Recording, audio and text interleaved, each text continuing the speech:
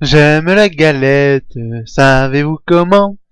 Quand elle est bien faite, avec du beurre dedans. Tra la la la la la la la l'air. Tra la la la la la la la la. Et oui, bonjour à toutes et à tous, et aujourd'hui nouvelle petite vidéo. Comment faire sa galette soi-même. Donc nous allons voir aujourd'hui quels sont les avantages et quels sont les inconvénients de faire sa galette soi-même.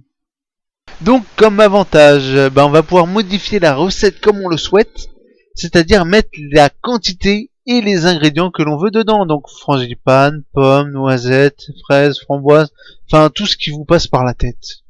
Une autre partie des avantages, c'est que l'on peut choisir son prix, enfin tout dépend des aliments, des ingrédients que vous aurez achetés, donc tout dépendra en même temps de la qualité de la galette finale. Un autre avantage est que de faire sa galette soi-même, tout simplement, vous n'aurez pas à attendre à la boulangerie, car des fois, suivant les heures à laquelle vous vous rendez, vous avez énormément de queue. Et la faire quand on le souhaite, c'est tellement mieux. Par exemple, ce matin, vous levez, il est 9 h, la boulangerie est fermée, vous pouvez faire votre petite galette chez vous. Donc là, nous venons d'énumérer tous les avantages qu'il y a de faire sa galette soi-même. Maintenant, nous allons faire place aux inconvénients. Un des inconvénients, c'est qu'il faut avoir tous les matériaux nécessaires. Par exemple, le plat. Il faut aussi avoir le four, oui, parce que tout le monde n'a pas de four. Si, ça existe. Il faut aussi penser à avoir les œufs, penser à avoir la paille feuilletée, penser à avoir du sucre et de la pâte d'amande. Il ne faut rien avoir oublié de tout ça. Un autre inconvénient de faire sa galette soi-même est que quand vous l'achetez en boulangerie, elle est déjà toute faite. Elle est en général réussie.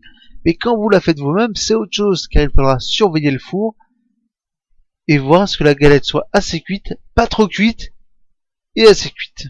Un autre inconvénient, on va reprendre en fait l'exemple du dessus, c'est qu'en fait en boulangerie, elles sont toutes belles.